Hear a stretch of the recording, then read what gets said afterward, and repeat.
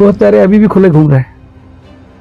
आज भी उनके लिए सड़क पर उतरने का मन करता है। मेवात के अंदर हिंदुओं को मार दिया गया। क्या है अम्मू का इंजेक्शन? कौन सा राजनीतिक दल आगे आकर बोल रहा है?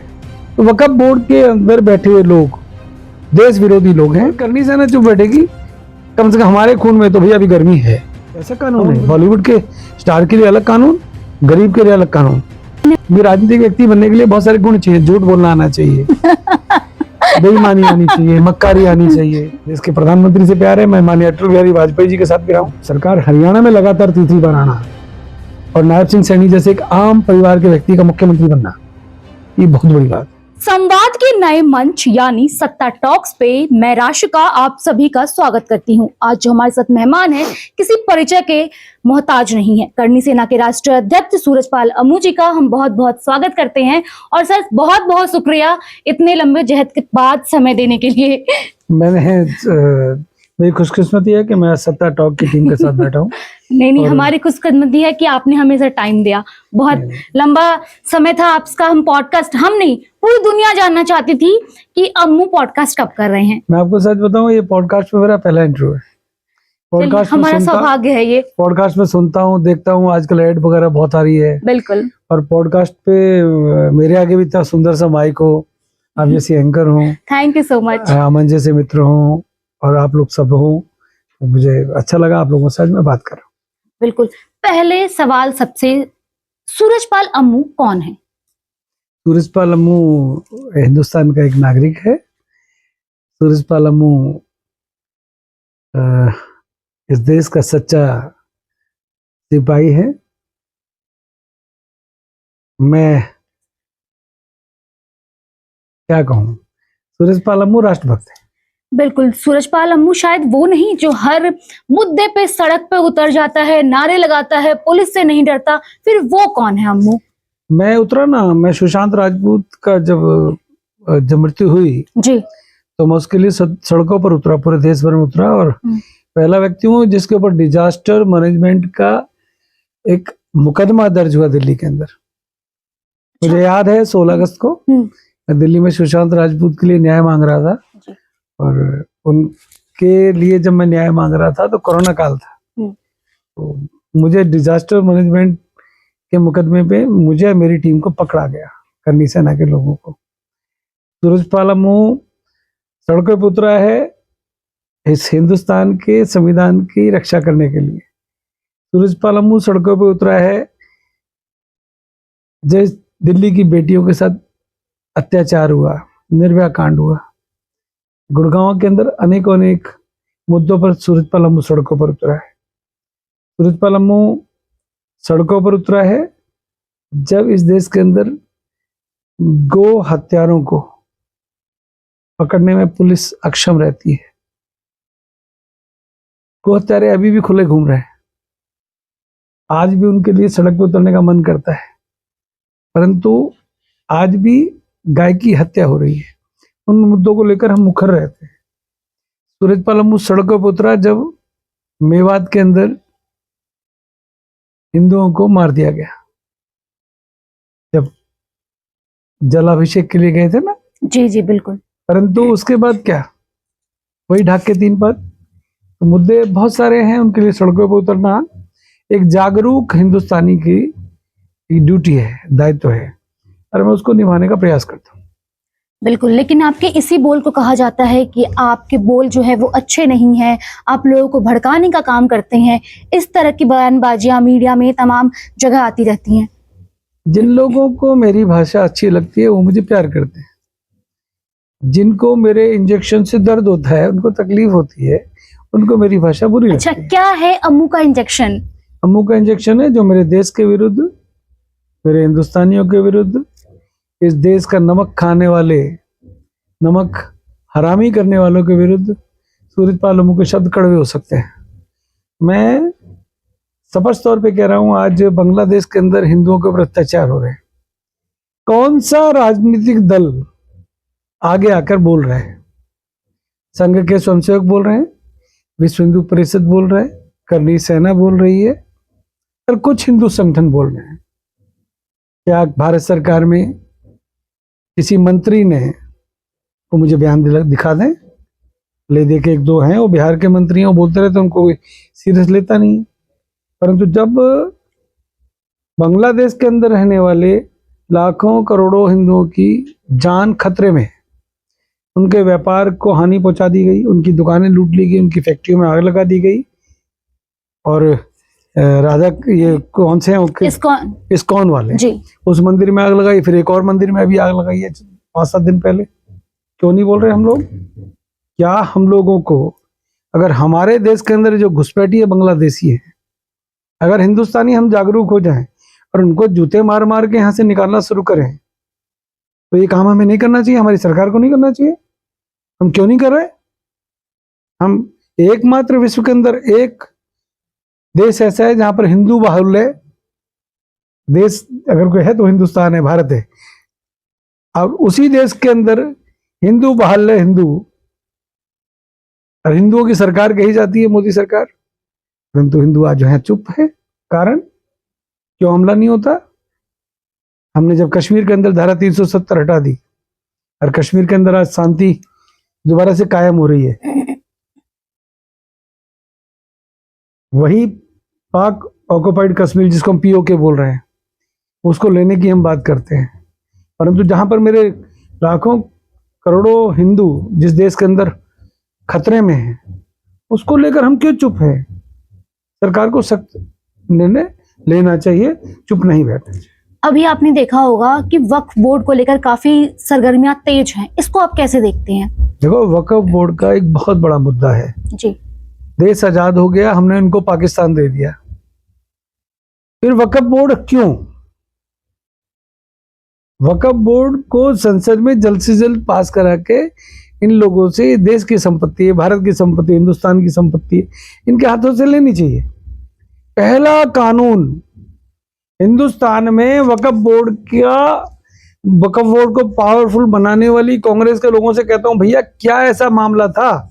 वक्फ बोर्ड की जो कमेटी है वो डायरेक्ट डीएम को आदेश देती है, वो देश के संविधान को, देश के कानून को नहीं मानती। बिल्कुल नहीं मानती। क्यों? कारण कि देश की आजादी के बाद कांग्रेस सरकार के कुछ लोगों ने, कांग्रेस तुष्टीकरण के नाम से जानी जाती है, कुछ लोगों को खुश करने के लिए वक्फ बोर्ड बनाया।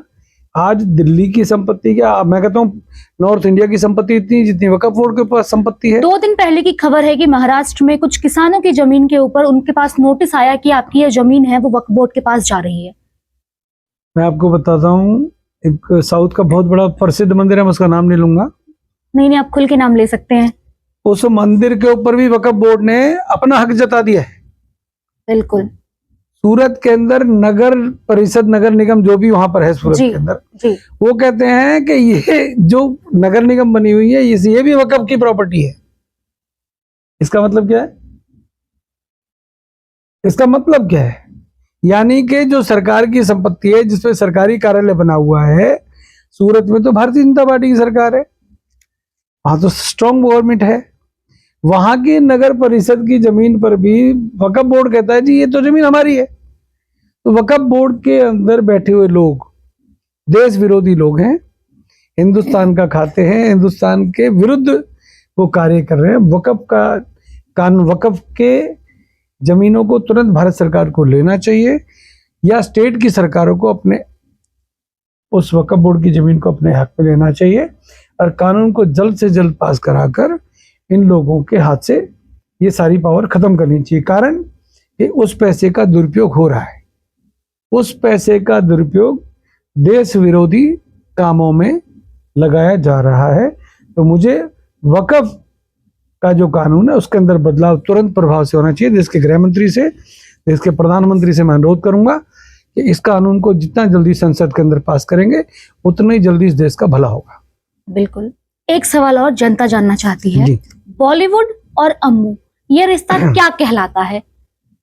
बॉलीवुड के अंदर बहुत सारी अच्छी पिक्चर है जिनको मैं देखता हूँ। चक दे इंडिया मैंने देखी है, शाहरुख खान की बहुत अच्छी पिक्चर है। अमिताभ बच्चन, पुष्पा 2, पद्मावत कौन सी, वो जो संजय लीला भानुशाली वाली, थप्पड़ मारा था हमारे लोगों ने कुछ। आपने कहा था कोई सर काट के लाओ 10 करोड़ दूंगा, ये वाली पुरानी बात हो गई। थप्पड़ बहुत तेज मारा था भंसाली के मुंह पे। फिल्म वो बननी चाहिए जो भारत के इतिहास को सही तरीके से दिखाया जाए। फिल्में वो बननी चाहिए बाबर, अकबर, अलाउद्दीन खिलजी की तारीफ करने वाला, उनका महिमा मंडन करने वाली फिल्मों का करनी सेना विरोध करती है। चाहे वो श्री राष्ट्रीय राजपूत करनी सेना हो, श्री राजपूत करनी सेना हो, क्षत्रिय करनी सेना हो या करनी सेना हो। अच्छा, आपने करनी सेना एक जी, तो भारत में उन मुगलों की तारीफ आज भी इन फिल्मों के माध्यम से कोई करेगा, और करनी सेना चुप बैठेगी। कम से कम हमारे खून में तो भैया अभी गर्मी है, हम उन फिल्मों का विरोध किया करेंगे। और कम से कम भंसाली से जो इस प्रकार की जो नई फिल्म बनाए, उसको भंसाली से पूछना चाहिए कि मुंह पे थप्पड़ कैसा लगा। तो हम लोग बॉलीवुड के साथ हमारा ये रिश्ता है। एक बात जी, अभी आपने पुष्पा जी बिल्कुल, पुष्पा 2, हाँ जी, अब मुझे तो पता नहीं वो फिल्म कैसी है। मैंने पुष्पा 1 देखी, बहुत क्रेज है, ऑडियंस मतलब रिकॉर्ड पार कर रही है, यूथ पागल है मूवी के पीछे। एक महिला की मृत्यु हो जाती हाँ है। बिल्कुल, भगदड़ी में। भगदड़ किसके कारण हुई? फिल्म के कारण। फिल्म के कारण हुई। एक व्यक्ति अंदर जाता है, 14 दिन की न्यायिक हिरासत के अंदर जाता है, सुबह उसको जेल में भेजा जाता है और शाम को हाई कोर्ट उसको जमानत दे देता है। कैसा कानून है? अगर यही मुकदमा किसी गरीब के खिलाफ दर्ज हुआ होता तो क्या हाई कोर्ट उसको जमानत देता? कैसा कानून है? बॉलीवुड के स्टार के लिए अलग कानून, गरीब के लिए अलग कानून। लेकिन इसमें अल्लू अर्जुन की क्या दिक्कत? उनकी तो एक मूवी थी। अल्लू अर्जुन क्यों गए वहां? फिल्म बना दी, फिल्म आ गई आपकी, सुपर डुपर हिट फिल्म हो रही है, पब्लिक के बीच में जा रहे हो। पब्लिक को कैसे व्यवस्थित करना वहां की प्रशासन की ड्यूटी है, वहां की सरकार की ड्यूटी है। और फिल्म प्रोड्यूसर, डायरेक्टर जो भी हैं, जो वहां स्टार को लेकर जा रहे हैं, क्या उनका दायित्व ये नहीं बनता कि हम इतने बड़े स्टार को लेकर जा रहे हैं, अगर वहां भगदड़ में कुछ और लोग मर जाते तो? आपने ये कहना चाहिए था कि जो महिला की डेथ हो गई है उसके परिवार को हम कंपनसेशन देंगे। फिल्म पुष्पा 2 में जो कमाई होगी उसका 10% दे देंगे कि उस महिला के परिवार को देना। अरे हीरो हो, स्टार कहाँ होते हैं? आसमान में। आसमान में रहने वालों को दिल बड़ा होता है, कहिएगा। हमें उनके परिवार के प्रति सिंपैथी है। सिंपैथी क्या होती है? जिनके परिवार की महिला चली गई, जिन बच्चों की मां चली गई, जिन भाई की बहन चली गई, उनके प्रति बॉलीवुड का क्या संबंध है, क्या रिलेशन है? आप आओगे 2 घंटे 1.5 घंटे का नाटक दिखाओगे।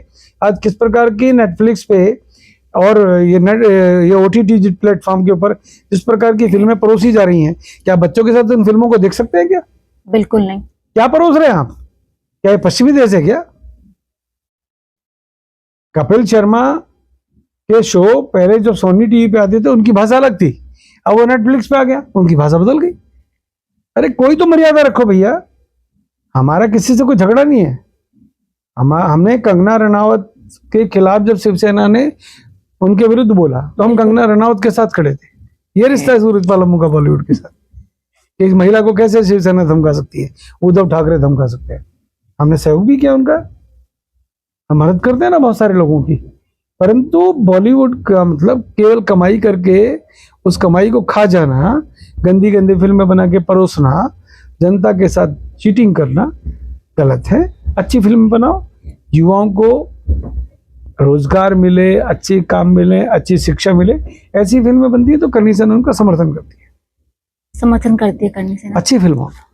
ठीक है। क्या करनी सेना सिर्फ और सिर्फ राजपूतों के बारे में ही सोचते हैं या फिर और भी समुदाय हैं उनके बारे में भी सोचती हैं? पहले तो मैं राजपूत हूँ, मुझे इस बात का गर्व है, क्षत्रिय हूँ। और करनी सेना मैंने आपको अभी थोड़ी देर पहले भी बोला, श्री राष्ट्रीय राजपूत करनी सेना सुखदेव सिंह गोगामेडी आज हमारे बीच में नहीं है जी, उनके द्वारा बनाई गई थी। मेरे मित्र थे, मैंने उनके साथ भी काम किया। श्री राजपूत करनी सेना, कालवी साहब की डेथ हो गई, हमारे बड़े थे, हम सभी उनका सम्मान करते हैं, वो हमारे बीच में नहीं रहे। श्री महिपाल सिंह मकराना, और वो सब उसको चलाते हैं। और बड़ा अच्छा, महिपाल सिंह मकराना बहुत बड़ा नाम है। क्षत्रिय करनी सेना राज शेखावत है, गुजरात से है, जिन्होंने अभी वो कौन सा विष्णु, ये वो लॉरेंस बिश्नोई जो भी है, अच्छा, मैं इस पे ही आने वाली थी। उसको जो कुछ कहा है तो वो क्षत्रिय करनी सेना में राज शेखावत है। मध्य प्रदेश से जीवन सिंह शेरपुरे मेरे छोटे भाई है। बीरू सिंह है यूपी से, उत्तर प्रदेश से, बड़े अच्छे हैं। वो करनी सेना भारत के नाम से अपना संगठन चलाते हैं। तो हम एक परिवार के लोग हैं। हम लोग कम से कम जो जिस करनी सेना का अध्यक्ष आपके साथ बैठा है, इसमें बनिया, ब्राह्मण, दलित, 36 कौम है। इसमें मुसलमान नहीं है,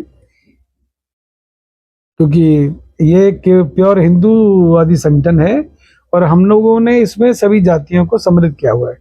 और सभी राज्यों में हमारे करनी सेना के राष्ट्रीय पदाधिकारी हैं, हमारी यूथ टीम अलग है, महिला टीम अलग है, व्यापार जो बिजनेस सेल है हमारा अलग है। तो अलग अलग टीमें हैं हमारी। कल भी यहाँ बैठक है करनी सेना के राष्ट्रीय पदाधिकारियों की। तो हमारा कम से कम जात पात को लेकर मैं थोड़ा सा डिफर हूँ। मैं जाति पाति में विश्वास नहीं रखता। मैं चाहता हूँ कि सामाजिक क्षेत्र में रहने वाला व्यक्ति किसी एक जाति का नहीं होता। समाज के बीच में रहकर सेवा करने वाला व्यक्ति कोई एक जाति का नहीं होता। और क्षत्रिय कभी अपने लिए नहीं जीता। एक हम राजपूत नहीं, हम रजपूत हैं। रज का मतलब है भूमि। हम भूमि से निकले हुए राजपूत हैं। हम किसान पुत्र हैं। हम मेरे पिता फौजी थे, आर्मी में थे। मैं एक फौजी का बेटा हूँ, मैं किसान का बेटा हूँ। जहाँ पर आप बैठी हुई हैं, यहाँ पर कभी मैं भैंस चलाया करता था या ट्रैक्टर चलाया करता था अपने खेत के ऊपर। आज यहाँ पर बड़ी बड़ी बिल्डिंगें बन गई, परंतु यहाँ पर बैठकर लगता है कि मैं किसान का बेटा हूँ। इन्हीं खेतों पर मैं अपने पापा के लिए, जब पापा आर्मी से रिटायर होकर आए तो उनके लिए खाना लेके आता था। माता जी कहती थी जा पापा को खेत पे जा खाना दे के आ। इन्हीं खेतों के अंदर रात को ठंड के अंदर दिसंबर जनवरी की ठंड के अंदर पानी लगाया करते थे। बिजली 2-4 घंटे के लिए मिला करती थी। तो हम लोग उन परिवारों से हैं, राजपूत हैं। बिल्कुल। तो हम राजपूत ना होकर राजपूत हैं। हम लोग तो माटी से पैदा हुए, माटी में मिल जाएंगे। जितनी सेवा कर सकते हैं करेंगे। आपने भी पापा की जिक्र की, आप भी एक पिता हैं। आपके और आपके बच्चों के बीच में कैसा रिश्ता है? मेरे बेटे जैसे हर पिता के बेटे होते हैं। मेरा बड़ा बेटा अभी वो बीबीए कर रहा है। छोटा इंटरनेशनल शूटर है, वो शूटिंग वूटिंग करता है और न्यूजीलैंड स्टडी करके आया है। एक नोएडा गाजियाबाद में पढ़ रहा था, उसने पढ़ाई छोड़ दी है, अपने बिजनेस की तैयारी कर रहा है। प्यारे बच्चे हैं। तो क्या अम्मू एज अ फादर स्ट्रिक्ट हैं कि बेटा नहीं, तुम्हें ये नहीं करना है? आजकल माहौल बदल गया। हमारे कान पे तो चांटे भी लगा करते थे। हमने स्कूल में ना मुर्गा बन के भी देखा है। टीचर के डंडे भी खाए। गलती हमें तो आज तक एक डंडे भी नहीं पड़े टीचर से। हमने तो सब खाए। हम तो शरारती लोग होते थे। हमने तो पिता की डांट भी खाई है, पिता के चांटे भी खाए, स्कूल में टीचर के डंडे भी खाए, कॉलेज के अंदर लेक्चरर्स के डांट भी खाई है। क्लास बंक किया है आपने? नहीं, मैं अच्छा एक होनहार स्टूडेंट था। मैं पोस्ट ग्रेजुएट लॉयर हूँ जी। और मैं डीएवी भोपाल से मैंने एंटर की। ग्रेजुएशन मैंने एमडी यूनिवर्सिटी से की। लॉ मैंने लखनऊ यूनिवर्सिटी से की और एमए मैं अम्बेडकर यूनिवर्सिटी आगरा से कर रहा था। तो मेरा 1 साल अभी मेरा पेंडिंग है। तो मैं अभी आपका 1 साल पेंडिंग है, मतलब आप अभी भी कंटिन्यू है अपनी पढ़ाई? मैं चाहता हूँ कि मेरी पढ़ाई मैं पीएचडी करूँ। और डॉक्टर सूरजपाल अमून। सिर्फ सूरजपाल अमून। अच्छा, सिर्फ सूरजपाल अमून। अच्छा लगता है। अम्मू जी, एक सवाल जी।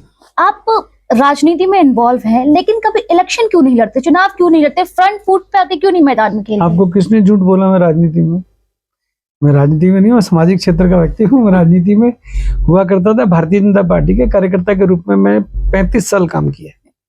मैं भारतीय जनता पार्टी में सोना बीजेपी यूथ का अध्यक्ष रहा 1990 से लेकर 1994 तक। मैं जिले का महामंत्री रहा। भूपेंद्र यादव जो केंद्र में मंत्री है, उनके साथ मैं जिले में पदाधिकारी रहा। वो जिला अध्यक्ष थे युवा मोर्चे के। मैं प्रदेश में सचिव रहा जब सुभाष बराला प्रदेश के अध्यक्ष थे युवा मोर्चा बीजेपी के। मैं प्रदेश में उपाध्यक्ष रहा जब धर्मवीर मिर्जापुर प्रदेश के अध्यक्ष थे भाजपा के।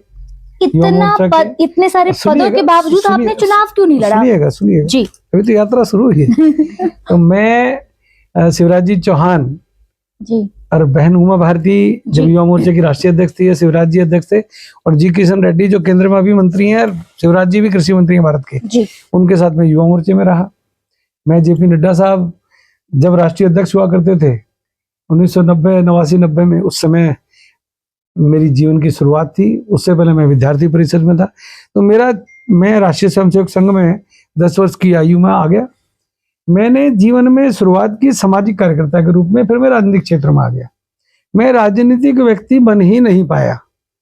मैं अपने देश की राजनीति को देखता हूं, समझता हूं, परंतु मैं राजनीतिक व्यक्ति नहीं हूं। भी राजनीतिक व्यक्ति बनने के लिए बहुत सारे गुण चाहिए। झूठ बोलना आना चाहिए, बेईमानी आनी चाहिए, मक्कारी आनी चाहिए, अपनों के साथ धोखा कैसे करना है वो आना चाहिए। तो ये गुण मेरे अंदर थे नहीं, इसलिए मैं राजनीतिक व्यक्ति नहीं बन पाया। रही बात चुनाव लड़ने की, चुनाव ना लड़ने का शौक मुझे पहले था, ना अब है, और चुनाव लड़ने की मैंने कभी जीवन में सोची भी नहीं। अगर आपको सेवा करनी है देश की, समाज की, अपने इलाके की, तो लोगों के दुख दर्द में उनके काम आओ, ये सबसे बड़ी सेवा है। लेकिन तमाम जो नेता है वो कहते हैं कि उन्हें सत्ता चाहिए, वो ताकत चाहिए, तभी वो जनता की मदद कर पाएंगे। ताकत व्यक्ति के अंदर स्वयं होती है। ताकत, अगर मेरे विचार सकारात्मक हैं, अगर मेरे अच्छे मित्र हैं, मेरा क्षेत्र मुझे प्यार करता है, मेरे हरियाणा के लोग, मेरे दिल्ली एनसीआर के लोग, मेरे हिंदुस्तान के लोग, मेरे महाराष्ट्र, उत्तर प्रदेश, गुजरात के लोग मुझे प्यार करते हैं, एक पॉलिटिशियन एक पर्टिकुलर क्षेत्र का नेता बन के रह जाता है। करनी सेना एक बहुत बड़ा परिवार है। मैं हिंदुस्तान से बाहर निकलकर, अनिल सिंह गोरखपुर के रहने वाले एनआरआई हैं, शिकागो में रहते हैं, बहुत बड़े उनके कई रेस्टोरेंट्स हैं। और एक वंदना जायसवाल हैं, वंदना जायसवाल डडसेना, वो छत्तीसगढ़ की बेटी हैं, वो करनी सेना यूएस की राष्ट्रीय महामंत्री हैं। अनिल सिंह गोरखपुर के हैं, परंतु वो करनी सेना यूएसए के प्रेसिडेंट हैं। राजेश चंद नेपाल राज परिवार के व्यक्ति हैं, परंतु वो नेपाल करनी सेना के अध्यक्ष हैं। जितेंद्र गायकवाड़ महाराष्ट्र के नागरिक हैं, गोलापुर के रहने वाले हैं, परंतु करनी सेना में राष्ट्रीय महामंत्री हैं। राखी गर्ग दिल्ली की रहने वाली एक अग्रवाल परिवार की बच्ची है, परंतु करनी सेना महिला विंग की राष्ट्रीय अध्यक्ष है। संदीप सिंघल व्यापार शक्ति, संदीप सिंघल गाजियाबाद में रहते हैं, मुरादाबाद के रहने वाले हैं, मुजफ्फरनगर के, सॉरी, और वो व्यापार शक्ति के अध्यक्ष हैं। तो इतने सारे लोगों को साथ लेकर चलने वाला व्यक्ति अगर राजनीति करता तो शायद वो एक क्षेत्र में बंद के रह जाता। हाँ, भाजपा का कार्यकर्ता रहा हूँ, भाजपा से प्यार है, देश के प्रधानमंत्री से प्यार है। मैं माननीय अटल बिहारी वाजपेयी जी के साथ भी रहा हूँ, आडवाणी जी की बहुत सेवाएं की हैं। मैं संघ के रज्जू भैया जी की बात करूं, सुदर्शन जी की बात करूं, अनेक लोगों को मैंने बहुत प्यार से सुना है, उनके विचारों को सुना है, जीवन में उतारने का प्रयास किया है। तो हम लोगों ने सामाजिक क्षेत्र को चुना। राजनीतिक क्षेत्र में केवल चुनाव लड़ने के लिए लोग राजनीति करते हैं, वो सत्ता प्राप्ति के लिए करते होंगे, परंतु मेरा मकसद कभी भी सत्ता प्राप्ति नहीं था। राष्ट्र विरोधी ताकतों के विरुद्ध लड़ना, राष्ट्र विरोधी लोग देश के अंदर ज्यादा ना पनपे, देश के अंदर आतंकवाद ना हो, देश के अंदर फिर दोबारा से 1947 के अंदर लाखों हिंदुओं को काटकर ट्रेन में काट कर भेज दिया गया था, दोबारा ऐसी घटना ना हो, उसकी चिंता रहती है। यह है ना सेवा। राजनीति में तो भड़काना, उकसाना, ये सब होता है। शायद इसीलिए आपको कहा जाता है कि आप हरियाणा के दूसरे सीएम हैं, जनता कहती है ऐसा। नहीं, ऐसा सोचना भी पाप है मेरे लिए।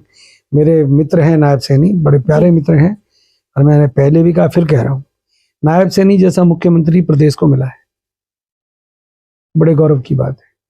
ऐसा मुख्यमंत्री जिसके चेहरे पे चमक है, स्माइल है, पॉजिटिविटी है, वो हर व्यक्ति की बात सुनते हैं, हर समस्या का समाधान करने का प्रयास करते हैं। वो एक किसान का और फौजी का बेटा है, जैसे सूरजपाल हुए ना किसान और फौजी का बेटा, ऐसे ही नायब सिंह सैनी। बहुत निचले स्तर से हम लोगों ने राजनीति शुरू की है। नायब सिंह सैनी और हम लोग युवा मोर्चे में इकट्ठे काम किया करते थे। मनोहर लाल खट्टर के साथ कैसे संबंध है आपके? मेरे बड़े भाई थे, हैं, रहेंगे। कुछ बातों पर मेरा उनसे डिफरेंस रहा है, परिवार में होता भी है, परंतु मैं उनका सम्मान करता। अभी भी चीजें सही हैं सामान्य तौर पे? राजनीति में कोई चीज कभी स्थायी नहीं रहती, पॉलिटिकली विचार बदलते रहते हैं। अभी क्या करंट स्टेटस है पॉलिटिकली विचार के? मुझे लगता है कि देश में प्रधानमंत्री नरेंद्र भाई मोदी ने जिस प्रकार से देश के राजनीतिक माहौल के अंदर बदलाव इन 3.0 अब चल रहा है, इसमें लाने का प्रयास किया है। गरीब की चिंता, बहनों की चिंता, किसान की चिंता, फौजी की चिंता, इस प्रकार का माहौल देश के अंदर बनाया गया कि जो देश के प्रधानमंत्री की लोग बात सुनते हैं।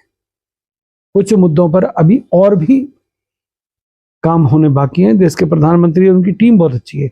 मैं नितिन गडकरी की कितनी तारीफ करूं, कमाल के रोड्स बनाए। मैं देश के खेल मंत्री हैं, नई स्पोर्ट्स पॉलिसी ला रहे हैं मनसुख भाई। देश के स्वास्थ्य मंत्री जेपी नड्डा तीसरी बार बने हैं, मुझे लगता है। हर बार कुछ नया हो रहा है। हर व्यक्ति जो मंत्रालय जिन जिन लोगों को दिए गए हैं सेंटर के अंदर, बहुत अच्छे लोग हैं। विदेश नीति आपकी एकदम बदल गई है। आज देश की बात जब विदेशों में, क्योंकि मैं दुनिया भर के देशों में जाता हूं, मैं अब तक 40-42 देशों में घूम चुका हूं। पहले हिंदुस्तानियों को वहां पर अपना नाम पहचान बतानी पड़ती थी। अब मेरे पासपोर्ट के अंदर जब इंडिया और भारत लिखा होता है तो मेरे को अलग रिस्पेक्ट मिलती है। इमिग्रेशन के ऊपर मेरे को रोका नहीं जाता, टोका नहीं जाता। जिस भी हम देश में जाते हैं वहां के अधिकारी, वहां के नागरिक, अब हम इंडियन लोगों को रिस्पेक्ट देते हैं। पहले हमारी हालत क्या थी हमें पता है, क्योंकि हमने देश के अंदर गुलामी भी देखी है और देश की आज़ादी भी देखी है। परंतु अब नरेंद्र भाई मोदी के आने के बाद भारतीयों का सम्मान जो विदेशों में बढ़ा है, प्रवासी भारतीयों का विश्वास जो हिंदुस्तान के अंदर आज इन्वेस्टमेंट को लेकर बढ़ रहा है, ये बहुत बड़ी बात है। तो मैं देश की सरकार के लिए, खासतौर में मेरे प्रदेश हरियाणा की सरकार के लिए इतना कहूँगा कि हरियाणा के अंदर भी बहुत बड़ा बदलाव हुआ है। हम भारतीय जनता पार्टी में कभी 2 MLA होते थे, कभी 4 होते थे, कभी 7 और 8 होते थे, 11 होते थे। परंतु हरियाणा में हम लोग लगातार, तीसरी बार सरकार हमारी भी आई है। ये सरकार हरियाणा में लगातार तीसरी बार आना और नायब सिंह सैनी जैसे एक आम परिवार के व्यक्ति का मुख्यमंत्री बनना, ये बहुत बड़ी बात है। तो ये बदलाव है। युवाओं ने, जो असली वोटर देश का 68% यूथ वोट डालता है। आज देश की लोकसभा और विधानसभा के अंदर वोट डालने वाला जो यूथ है वो समझ चुका है कि हमें किन को वोट देनी। अब आप नेपोटिज्म वाला सिस्टम नहीं है कि नेता का बेटा नेता होगा, ऐसा नहीं है। अमित शाह के बेटे जय शाह के ऊपर भी No, बहुत आरोप लगते नहीं, हैं। बिल्कुल नहीं। अमित शाह के बेटे राजनीति में कहाँ है? कहते हैं बीसीसीआई के चेयरमैन, बीसीसीआई के अध्यक्ष बनने के लिए ICC बोलते हैं उसको, इंटरनेशनल क्रिकेट जी के वो अध्यक्ष बने। ये भारत के लिए गौरव की बात है। अब अमित शाह के बेटे कोई गलत पाप थोड़ी ना है। परंतु राजनीति से खेलों का कोई संबंध नहीं है। बीसीसीआई और ICC का राजनीति से दूर दूर तो हक वास्ता नहीं है। मैं हरियाणा ओलंपिक का वर्किंग प्रेसिडेंट बना हूं। हरियाणा सरकार से कोई मतलब नहीं है, ऑटोनोमस बॉडी है। मैं हरियाणा फुटबॉल संघ का अध्यक्ष हूं, ऑल इंडिया फुटबॉल से एफिलेटेड हूं। कोई भी कनेक्शन पॉलिटिक्स से नहीं खेलों का। जिनको जानकारी नहीं है, जिनको आरोप लगाने कुछ भी लगा सकते हैं। अब सोनिया गांधी के बेटे हैं राहुल गांधी, उनकी बहन प्रियंका गांधी, एक परिवार से 3 लोग आप संसद के अंदर बैठे हो, इसको क्या कहेंगे? परिवारवाद ये है क्या? कांग्रेस के अंदर नेता नहीं बचे क्या? मैं राजनीतिक चर्चा नहीं करना चाहता, परंतु अगर अमित शाह का बेटा जय शाह है और जय शाह आज इतने बड़े संगठन का अध्यक्ष बना है, इंटरनेशनल लेवल पर इंडिया का व्यक्ति, एक गुजरात का बेटा, अगर वो ICC के इंटरनेशनल अध्यक्ष के रूप में बैठा है तो मुझे प्राउड है। बेसिकली मैं क्रिकेटर हूं, क्रिकेट के बारे में जानकारी रखता हूं और खेलों से जुड़ा हूं, परंतु ICC का अध्यक्ष बनना बहुत बड़ी बात है। तो उसमें पॉलिटिकल इंटरफेरेंस नहीं होता, इस बात की जानकारी बहुत कम लोगों को है। मैं आपके माध्यम से ये लोगों को बताना चाहता हूं कि इस बारे में गलतफहमी जो है वो नहीं होनी चाहिए। अमित भाई देश के गृह मंत्री हैं और अमित भाई के अपना एक अलग रुतबा है, अपना उनका काम करने का एक तरीका है। आज अमित शाह का इंटरनेशनल लेवल पर नाम है।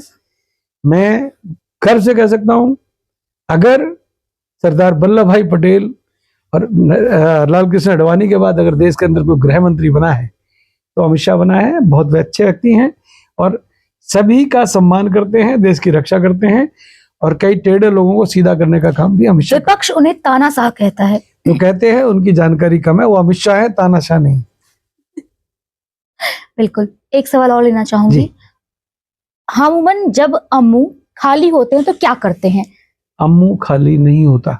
नहीं, कभी फ्री टाइम हुआ, म्यूजिक सुनना, अच्छा कुछ बनाना, क्या आपकी हॉबी है? मैं पुरानी फिल्मों के गाने सुनता हूँ, मोहम्मद रफी और किशोर कुमार के, लता मंगेशकर के गाने सुनता हूँ, बी प्राक के गाने सुनता हूँ। बी प्राक हमारे पारिवारिक मित्र हैं और मैं अरिजीत सिंह के भी गाने सुनता हूँ हैं, और वो एक पाकिस्तानी सिंगर थी, लेडी, हीरो फिल्म में उनका गाना आया था, उनको भी सुनता हूँ।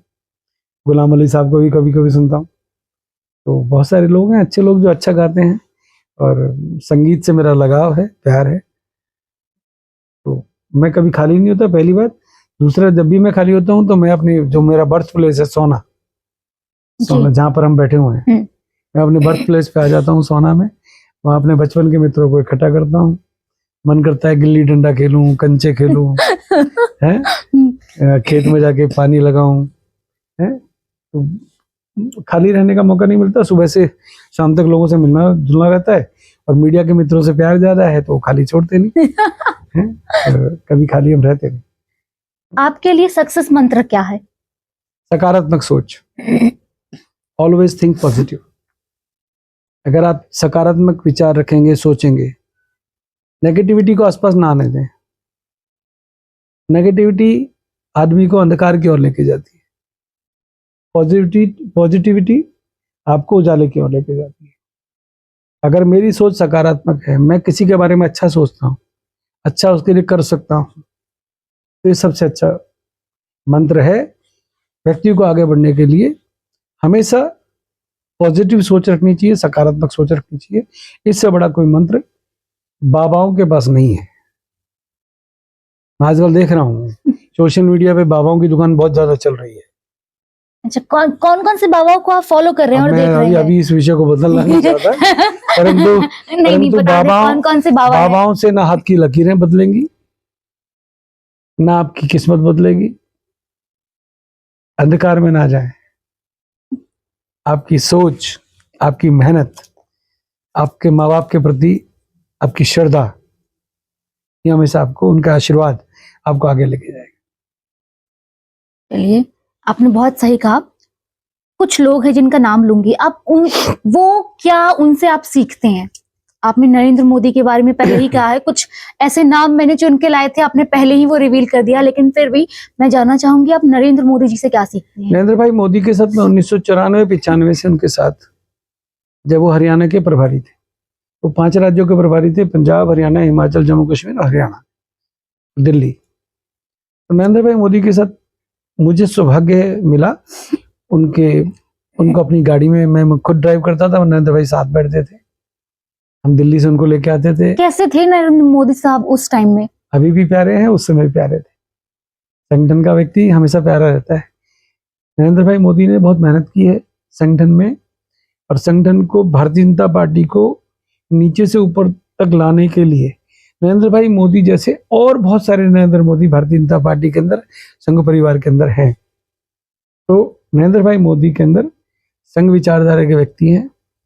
जो अपनी माँ से प्यार करेगा, माँ को बहुत प्यार करते थे, बहुत त्यागी हैं।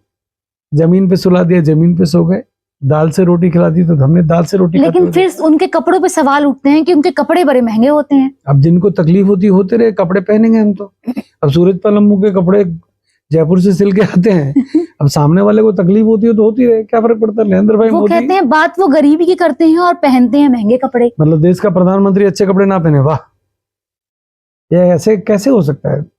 हिंदुस्तान सोने की चिड़िया है, और हिंदुस्तान का प्रधानमंत्री कपड़े खराब पहनेगा? नरेंद्र भाई मोदी तो खादी के वो पहनते हैं, हाफ बाजू के कुर्ते। नरेंद्र भाई मोदी सर्दी के अंदर कोट भी ना पहने, और अगर मान लो उनको कोई गिफ्ट दे के गया है, और एक दिन में अगर 2 इवेंट हो तो दोनों में अलग अलग कपड़े पहने। मैं दिन के अंदर 4 जोड़ी कपड़े पहनता हूँ। मेरे पापा ने, मेरे भाई ने, मेरे बीवी ने मुझे बना के दे रखा है तो पहनूंगा भाई। अगर उनको, अगर प्रोग्राम में जा रहे हैं, प्रोग्राम में व्यक्ति जा रहा है, और अगर वो 4 जोड़ी कपड़े पहन के जा रहा है, किसको तकलीफ हो रही है? सोनिया जी को या राहुल गांधी को? है वो अब सर्दी में भी हाफ वो क्या कहते हैं, हाफ स्लीव की टी शर्ट पहन के घूमता है। अब वो तो होगा भैया, वो दारा सिंह के मित्र, किसको दिखा रहे हैं टी शर्ट पहन के? उनकी टी शर्ट की पता है वो भारत जोड़ो यात्रा कर ली उन्होंने। वो भारत जोड़ो यात्रा में कितनी महंगी टी शर्ट पहन के घूम रहे हो? पता है किसी को टी शर्ट की कीमत क्या है? वो टी शर्ट पहन के किसको दिखा रहे हैं? देश का प्रधानमंत्री अगर कहीं जा रहा है, किसी अदर कंट्री में जा रहा है, कहीं प्रोग्राम में जा रहा है, क्या वो कपड़े भी अच्छे ना पहने? कमाल की सोच है, इसे कहते हैं नकारात्मक सोच। तो नरेंद्र भाई मोदी बहुत संघर्षशील व्यक्ति हैं। नरेंद्र भाई मोदी के कारण विश्व के अंदर हिंदुस्तान का नाम बहुत ऊंचा गया है। तो इसलिए देश के प्रधानमंत्री के लिए जितनी उनकी तारीफ कीजिए उतनी कम। इंदिरा गांधी, बहुत प्यारा एक शब्द इंदिरा गांधी के बारे में देश के पूर्व प्रधानमंत्री अटल बिहारी वाजपेयी ने कहा था। जब पाकिस्तान और चीन से युद्ध हुआ था तो बहुत पॉजिटिव बात बोली। इंदिरा जी ने बहुत कुछ निर्णय अच्छे लिए, परंतु उनका एक निर्णय जिसके अंदर मेरे पिता जेल भी गए और नसबंदी वाला, इमरजेंसी वाला, वो उस निर्णय, क्योंकि मैं उस समय 9 साल का था, तो मैंने उस समय 9 साल में मेरे को याद है बहुत कुछ देखा मैंने। तो इमरजेंसी का जो निर्णय था, आपातकाल का जिसे कहते हैं जी, बड़ा गंदा निर्णय था, इसे तानाशाही कहूं। आपने उससे पहले क्या किया, उसके बाद क्या किया, मैं उस विषय में नहीं जाना चाहता, परंतु एक तानाशाही प्रधानमंत्री देश के अंदर आया, उसका नाम इंदिरा गांधी था। मनोहर लाल खट्टर, देश में मनोहर लाल खट्टर जैसे वो व्यक्ति जिनके साथ मैंने बहुत साल काम किया, बहुत नजदीक किया, भारतीय जनता पार्टी को हरियाणा के अंदर संगठन में मजबूती देने का काम, संगठन हरियाणा बीजेपी को मजबूत करने का काम अगर किसी ने किया तो मनोहर लाल खट्टर ने किया। एक बार, क्योंकि वो प्रदेश संगठन महामंत्री थे और मैं उस समय यूथ पॉलिटिक्स में स्टेट में था। उस समय कंप्यूटर नए नए आए थे। मनोहर लाल खट्टर जी उस समय भारतीय जनता पार्टी के कार्यकर्ताओं का डाटा, मुझे याद है, एक छोटी सी घटना सुनाऊंगा आपको, जी। समय लगेगा थोड़ा सा। बिल्कुल बिल्कुल सुनाएं। एक मोटरसाइकिल यात्रा चली। दीपक मंगला उस समय बीजेपी यूथ के अध्यक्ष होते थे, जो पलवल से विधायक भी थे। वो वहां से यात्रा आनी थी सोना से पलवल रोड पे।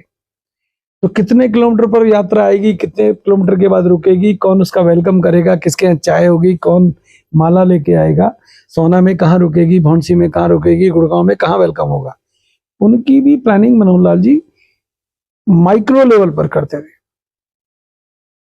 संगठन में बैठकें, अगर मंडल अध्यक्ष है, जिला अध्यक्ष है, जिला अध्यक्ष को जिले के अंदर महीने में एक बैठक करनी, 15 दिन के अंदर पदाधिकारियों के साथ बैठना, उसको सुचारू रूप से बैठक को वॉच करना। प्रदेश के अंदर बैठकें कब होना है, पहले क्या था, शाम को 7 बजे के बाद बैठक होगी। क्यों? क्योंकि जो पदाधिकारी होते थे दुकानों पर होते थे, दुकान बंद करके आएंगे तो शाम को बैठक करेंगे। वो प्रथा खत्म की। कार्यकर्ता को पूरा डिवोटेड, समर्पित कार्यकर्ता बनाने में अगर किसी व्यक्ति का हाथ है, रामविलास शर्मा जी को मैंने देखा है, बड़े मेहनती है, पूरा हरियाणा घुमा उन्होंने, बहुत काम करते थे। सरकारें हमारी डॉक्टर मंगल सेन जी के टाइम पे रही, बहुत उप मुख्यमंत्री रहे हरियाणा के, परंतु भाजपा हरियाणा में स्ट्रांग हुई, जिनके कारण आज तीसरी बार आपकी सरकार बनी है। तो उसमें मनोहर लाल खट्टर का बहुत बड़ा हाथ है। तो मनोहर लाल खट्टर संगठन के मामले में उनका उनकी कोई बराबरी नहीं कर सकता। आज भी मनोहर लाल खट्टर के बारे में एक बात कही जाती है कि संगठन को कोई सचमुच अगर हरियाणा में खड़ा करने वाला व्यक्ति है तो मनोहर लाल खट्टर है। क्योंकि मैं इसलिए ये बात जानता हूं कि मैंने उनके साथ काम किया है। सरकार में वो मुख्यमंत्री रहे, लगातार 2 बार मुख्यमंत्री रहे, सरकार उन्होंने अच्छी तरीके से चलाई, इसलिए तीसरी बार सरकार आ गई। आपने कहा सरकार उन्होंने अच्छे से चलाई, लेकिन चुनाव से कुछ महीने पहले उन्हें इस्तीफा दिलवा दिया जाता है, या फिर जो भी कहूं मैं, क्यों? और फिर नायब सिंह सैनी को बना दिया जाता है सीएम। एक्चुअली में क्या, मैं भारतीय जनता पार्टी में हूं नहीं, परंतु मैं इतना कहना चाहूंगा कि गुजरात एक मॉडल है। गुजरात के अंदर रूपाणी साहब भी मुख्यमंत्री थे, उससे पहले और भी कई मुख्यमंत्री रहे, परंतु गुजरात में एकदम बदलाव। तो क्या जनता उनसे नाखुश थी? ना, एक्सपेरिमेंट जिसे बोलते हैं। मैं अमित भाई की और नरेंद्र भाई मोदी जी के लिए भी तारीफ करता हूँ, और बीजेपी के अध्यक्षों की, राष्ट्रीय अध्यक्ष और राष्ट्रीय संगठन महामंत्री जिन्हें हम थिंक टैंक बोलते हैं, उनके बारे में मैं इतना कहूंगा, बदलाव आवश्यक है, बदलाव होना चाहिए। एक बार सरकार चल रही है, लगातार चल रही है, सेकंड जो लाइन में जो नेता है उनको भी तो मौका मिलना चाहिए। लेकिन कम से कम सरकार का टेन्योर खत्म होने का मौका तो देते। मैं आपसे क्या कह रहा हूँ, नायब सिंह सैनी एक साधारण कार्यकर्ता नहीं, सांसद था, उससे पहले मंत्री भी था जी। अगर वो मुख्यमंत्री बन गए तो क्या दिक्कत है? अनिल विज के बारे में, मैं उनका पारिवारिक मित्र रहा हूं, उन 7 बार एमएलए बने हैं। संगठन जिसको चाहे मंत्री बना दे, जिसको चाहे मुख्यमंत्री बना दे। तो अनिल भाई को जो डिपार्टमेंट दिए गए, अनिल भाई ने अपना काम अपने तरीके से किए हैं। नायब सैनी का अपना तरीका है। आज विपुल गोयल हैं, राजेश नागर हैं, गौरव गौतम हैं, राव नरवीर हैं, महिपाल ढांडा हैं कृषि मंत्री, कृष्ण पवार हैं पंचायत मंत्री। ये वो लोग हैं, ये सारे पके हुए लोग हैं जिनका तजुर्बा है। और मुझे लगता है हरियाणा के अंदर ये जो टीम बनी है नायब सिंह सैनी जी की, ये मनोहर लाल जी की सलाह से बनी है। ये बिल्कुल अच्छे लोग हैं, काम करने वाले लोग हैं, और हरियाणा के अंदर बहुत कुछ अच्छा होने वाला है। तो मुझे लगता है कि मनोहर लाल खट्टर जी की सोच को नायब सैनी आगे बढ़ा रहे हैं, बढ़ाना भी चाहिए। और मनोहर लाल जी खट्टर जी की सोच नहीं है, वो नरेंद्र भाई मोदी की सोच है। और मोदी जी की सोच नहीं, वो भारतीय जनता पार्टी की सोच है। और मैं कहता हूँ भारतीय जनता पार्टी की सोच नहीं है, वो राष्ट्रीय स्वयंसेवक संघ की सोच है। तो ये संगठन, ये परिवार है। लेकिन बीच में अफवाहें थी या फिर बातें थी कि संघ और भारतीय जनता पार्टी के बीच में अनबन चल रही है। मेरी औकात नहीं है कि उनके बारे में टिप्पणी करूं, परंतु मैं स्वयंसेवक रहा हूं, ऐसा संभव नहीं है, ऐसा नहीं होना, या ऐसा हो भी नहीं सकता। हमने इस पॉडकास्ट में बात किया, हमने खुल के बात किया बांग्लादेश के ऊपर, लेकिन जो बांग्लादेश में स्थिति है वही स्थिति कहीं ना कहीं मेवात में, ओडिशा में, मणिपुर में। तो इन सब जगह पे हमारी सरकारें खुल के क्यों बात नहीं करती? एक सवाल ये भी कि मणिपुर की जो स्थिति है आज तक, अभी तक वो सुधरी क्यों नहीं? कोई इसकी रिस्पॉन्सिबिलिटी लेने को तैयार क्यों नहीं है? मुझे नहीं लगता आप मणिपुर कभी गई है कि नहीं। आप उड़ीसा की रहने वाली हैं। जी जी। मैं मणिपुर गया हूँ, मैं जी। सिक्किम गया हूँ, मैं अरुणाचल गया हूँ। मणिपुर की अब स्थिति कंट्रोल है। मेवात की तुलना आपने बांग्लादेश से की, गलत है। नहीं, मैंने वो तुलना नहीं, मैंने कहा कि लोग वहां की बात करते हैं, लेकिन जो अपने देश के अंदर हो रही है उन स्थितियों को क्यों नहीं सुधारा जा रहा? मेवात अब अंडर कंट्रोल है। मेवात के अंदर हुआ, जलाभिषेक के दौरान जो दंगे हुए, वो नहीं होने चाहिए थे, बिल्कुल गलत हुए। निहत्तों को गोली मारी गई, उनकी हत्या की गई, गलत है। आगे ना हो, ऐसा हरियाणा सरकार को और सख्त निर्णय करना चाहिए। परंतु मैं आज अपने एक दिल की बात कहना चाहता हूं, जो मैं कहना नहीं चाहता था। नहीं बताएं। परंतु मुझे ऐसा लगता है, बटोगे तो कटोगे। अब हम इनको, मैं इस मुद्दे से, इस विषय पर मैं बोलना चाहता हूं पर बोल नहीं पा रहा हूं। मुझे ऐसा लगता है इस देश के 25-30 करोड़ मुसलमानों को अब तो हिंदुस्तानी हो जाना चाहिए। अच्छा, एक सवाल इसमें और जोड़ूंगी। कहते हैं हिंदू, मुस्लिम, सिख, ईसाई आपस में है भाई भाई, तो फिर लड़ते क्यों हैं? क्यों कहा जाता है हिंदू राष्ट्र बनाओ? क्यों कहा जाता है मुसलमानों को देश से निकालो? से क्या कह रहा हूँ, हिंदू, मुस्लिम, सिख, ईसाई, ये जिसने कहा ना, जिस कवि ने कहा, बेचारे उसको मरे हुए सैकड़ों साल हो गए, उसको मरे भी सैकड़ों साल हो गए। तो ये आपस में भाई भाई नहीं है? ये सुनने में बड़ा अच्छा लगता है। जब हिंदुस्तान का झंडा खालिस्तानी जलाते हैं तो दुख तो होता है। किसको? सबको, हर एक। चलो, यही सुनना चाहता था मैं आपसे। होता है ना दुख? बिल्कुल। जब कनाडा के अंदर मेरा हिंदुस्तान का झंडा जलाया जाता है, जब कनाडा के अंदर खालिस्तान जिंदाबाद के नारे लगते हैं, मेरे मंदिर के ऊपर हमला होता है, तो पूरे विश्व के अंदर रहने वाले हिंदुस्तानियों को दुख होते हैं। सही बात है। एक बात, जब मेवात के अंदर दंगे होते हैं, जब संभल के अंदर पत्थरबाजी होती है और वहां पर 5 मुसलमान लड़के मर जाते हैं, तो क्या मुझे दुख नहीं होता? क्या हम चाहते कि मुस्लिम मरे? कौन चाहता है? परंतु पत्थरबाजी क्यों? पत्थरबाजी के लिए भड़काने वाला कौन है? आज संभल के अंदर एक मंदिर निकला, वर्क जो वहां के सांसद है संभल के, उनके घर से 200 मीटर की दूरी पर एक हनुमान मंदिर निकला है, उसके आगे एक शिवलिंग है, उसके अंदर एक कुआं है। उसको 1974 से बंद किया गया था, वहां पे जाने नहीं दिया जा रहा था। अगर वो मंदिर निकल गया, अब सांसद जी क्या कहेंगे? अगर एएसआई का मोनूमेंट, जिस संभल मस्जिद की बात हो रही है, उस संभल मस्जिद को एएसआई का वो मोनूमेंट है, उसके अंदर मस्जिद कैसे बन गई? उसका नमाज कैसे शुरू हो गई? किसकी सरकार में हुई? एएसआई ने अगर किसी मोनूमेंट को, किसी बिल्डिंग को अगर अपना सर्टिफिकेट दे दिया कि ये बिल्डिंग एएसआई के अंडर में है, उसके ऊपर ना आप मंदिर बना सकते हैं, ना मस्जिद बना सकते हैं, ना पूजा कर सकते हैं। फिर कैसे होगी भैया? मुलायम सिंह जी की सरकार आई, मायावती जी की सरकार आई, उन्होंने उनको बोल दिया तुम कर लो, कर लिया।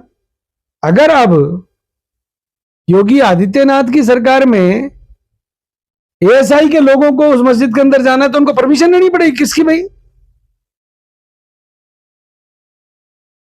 हर मस्जिद के नीचे मंदिर नहीं है, मैं कह सकता हूं।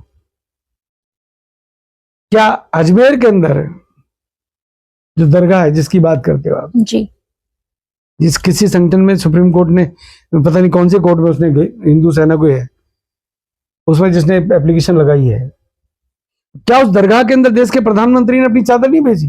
बिल्कुल भेजिए। क्या पाकिस्तान का प्रधानमंत्री वहां चादर नहीं भेजता? भेजता है। परंतु अगर उसके अंदर मंदिर है और उसकी जांच होती है, जांच होगी, नहीं होगी तो नहीं होगी। अगर बिल्डिंग, अगर मंदिर नहीं होगा तो नहीं होगा। मैं आपके इस सत्ता टॉक पॉडकास्टिंग के इंटरव्यू में एक बात कहना चाहता हूं। जी, मुसलमान जाकिर नाइक हो, चाहे ओवैसी हो, चाहे कोई भी हो, वो दरगाह के ऊपर हरी चादर चढ़ाने के विरोधी हैं। वहां पर मुसलमान नहीं जाता। वहां कौन जाता है? वहां हिंदू जाते हैं और वो मुसलमान जाते हैं जो जिनको मुसलमान मुसलमान नहीं मानते, फकीर जिनको बोलते हैं। और जहां उस चादर के ऊपर जो पैसा चढ़ता है उसको कौन लेके जाता है? फकीर।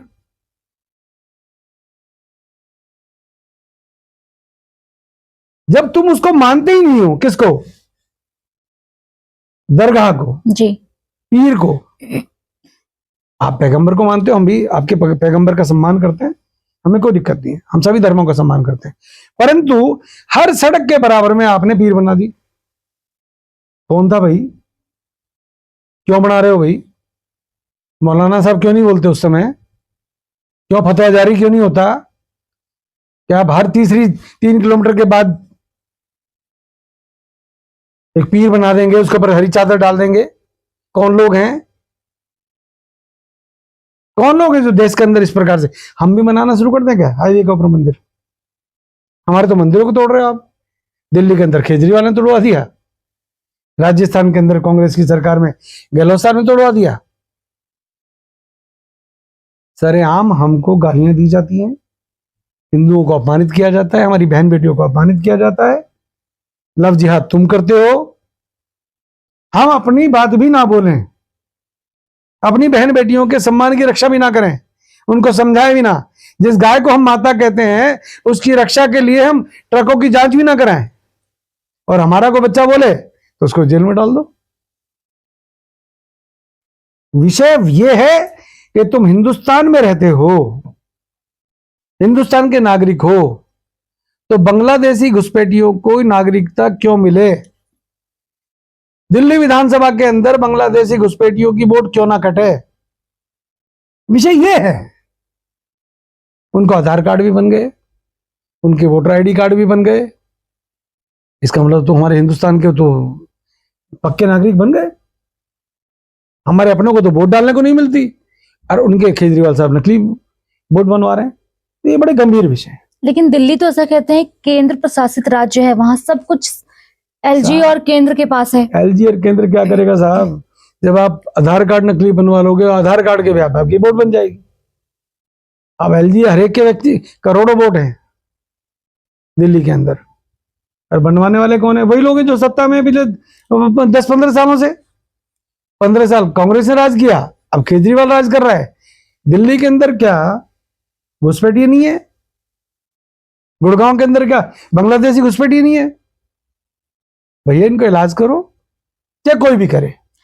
क्या इलाज हो सकता है? आपका एक वायरल वीडियो बड़ा वायरल हुआ था कि क्या बोलते योगी मॉडल में इनका इलाज होना चाहिए, तो क्या है वो योगी मॉडल? देखो ये सिंपल सी बात है, लातों के भूत बातों से नहीं मानते। आप सोचो ये तुम्हारे प्यार से पुचकार के कहेंगे चलो इनको डिपोर्ट करो, इनको एयरपोर्ट छोड़ के आओ, इनको गाड़ी में बैठाओ, बॉर्डर पे छोड़ के आओ ना। बांग्लादेश के अंदर हिंदुओं पर अत्याचार हो रहा है, हम वहां के लोगों को, हिंदुओं को बॉर्डर पे रोक के खड़े हुए हैं। ममता बनर्जी बताएं कि उन हिंदुओं ने क्या पाप कर दिया। अब वहां के बांग्लादेशी घुसपैठियों को, मुसलमानों को तो अंदर ले रही हो आप वेस्ट बंगाल के अंदर, परंतु जो वहां का सताया हुआ हिंदू है, जिसका घर लूट लिया, दुकान लूट ली, व्यापार लूट लिया, आप उसको बॉर्डर से अंदर नहीं आने दे रहे। कम से कम वहां के हिंदुओं को सम्मान कर लो। घर का जोगी जोगना और बाहर का जोगी सिद्ध। हरियाणा में कहावत है मैडम, जी। घर का जोगी जोगना और बाहर का जोगी सिद्ध। तो हमारा जो हिंदुस्तान का, हरियाणा का जो नागरिक है वो तो दुखी है, और बाहर वाले को हम राशन फ्री, ये फ्री, वो फ्री, सब फ्री, और हिंदुस्तान के नागरिक को कुछ भी नहीं। तो कुछ बातें हैं जो गंभीर बातें हैं, सरकारों को सख्त निर्णय लेने चाहिए। उसमें चाहे योगी मॉडल हो, चाहे वो नायब सिंह सैनी साहब का मॉडल हो, चाहे वो अमित भाई शाह का मॉडल, कोई भी मॉडल हो, बस होना चाहिए, सख्ती होनी चाहिए। बिल्कुल।